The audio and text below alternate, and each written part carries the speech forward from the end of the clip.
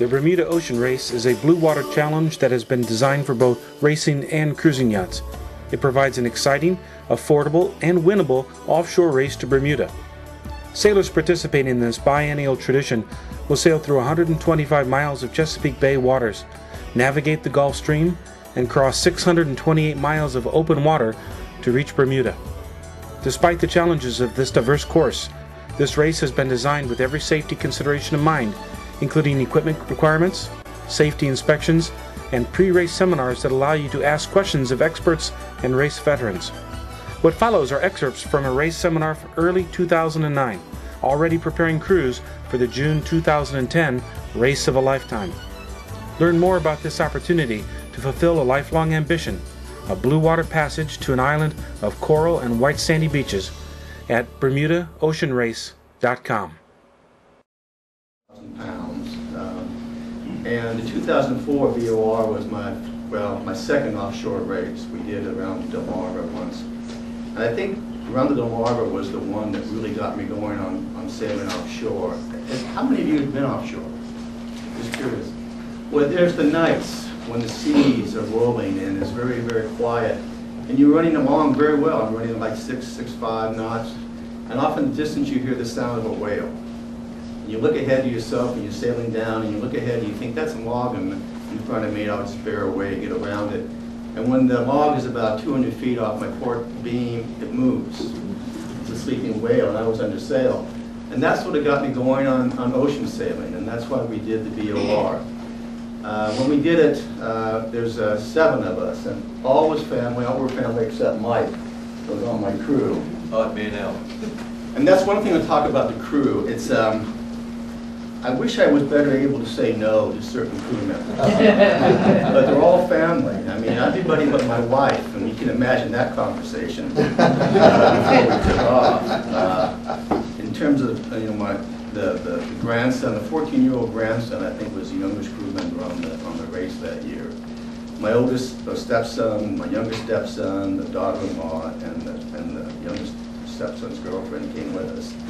But I wish I could say no to certain members of the crew that it would have been better able, because in a small boat, a Bristol 33 with a 26-foot water line is a small boat. And when you put 7 people on a small boat, even though the brochure says it can sleep 7, you can't sleep anywhere near 7 unless you sleep in the cockpit or you sleep on the deck. And if you have a small boat, think about those arrangements. Because your crew schedule, your watch schedule, 2 on, 8 off, 4 hours on, 8 hours off, and we had 1 floating person, and that person never really participated. But think about where they're going to sleep when they're off. The cockpit on a small boat on a Bristol 33 is small. 1 person can lay out on either side, and that's it. And you got 1 person by the helm, you got somebody on watch. What are you going to do with the rest of them? They're piled up down below, and that makes it difficult. Fortunately, and I was trying to think about this, I don't think we had anybody seasick. Understand where it goes is very important. Part of that is the eddies. Okay? The Gulf Stream bends around. It doesn't stay in the same place. So what happens is it'll get a kink in it, get like a loop, and that loop will break off, and you'll have spinning water. It's like 100 miles wide circle of spinning water. Okay? And as you come along, you want to be on the right side of that spinning water to get a lift. Okay, so one of the things that Jennifer Clark and other people, you go online and find this stuff online too. You don't necessarily have to use her, but she's pretty good at looking at it. One of the things you'll find is that there'll be a temptation to chase eddies, it's called. Okay? If you haven't done the race, if you've done the race, you know all about this. Okay? But there's a temptation to go out there and look for that lift. My experience in the races I've done has generally been that is not smart to do up beyond a certain point.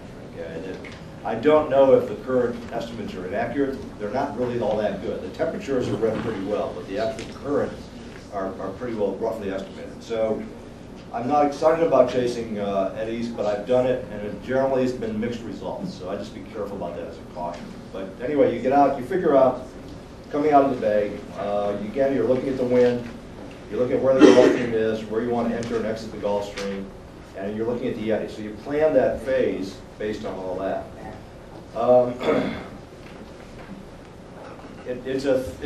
It's more of a thinking person's race in this sense, in a strategic sense, than a lot of other races, just because of all the complexities I'm talking about. One thing you want to avoid and I can talk about this all day in kind of a random way, but is if you're out there and there's a northeast wind, you get caught in the Gulf Stream in the northeast wind. It's a bad thing. Okay, you have very steep waves because you got to turn against the wind. And we had a gale come through the first race I did. We had just about cleared the Gulf Stream when it whipped up as a northeaster. We were very glad to be out of the Gulf Stream. It was bad enough without it. But as far as crew care and feeding goes, things you get, the first thing we'll go through care. When you have selected your crew, I would suggest getting resumes. If you're using people not part of your existing crew, getting resumes.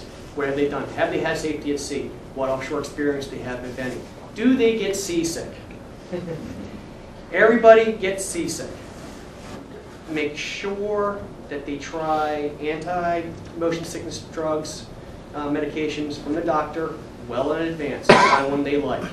Have them start taking it 3 to 5 days prior to the race. If they feel great, make sure they keep on taking it, because as soon as the day they stop taking it, they're going to be sick. And this is kind of cool. This is a rule on my boat from past experiences. If you're seasick, you're not allowed down below. Most people get sick getting into their clothes or out of their clothes because they get overheated. And if you have your trousers around your ankles, you're not making it to the head. And trying to get that cleaned out of the bilge during a race is not going to happen. It makes everybody seasick. Make them comfortable on deck. Wool blankets retain their warmth even when wet. Put a sail bag number 4 if you're not using it. Your storm trysail if you use it. Let them sleep in the cockpit. If they're functional, I call this a functional seasickness, where they're fine laying down. As long as they're not incapacitated, keep them on deck. Pedialyte. I had carried 8 crew. I figured that half my crew would get seasick at some point in time. I carried 8 liters of Pedialyte, 1 liter per person. Dixie cups.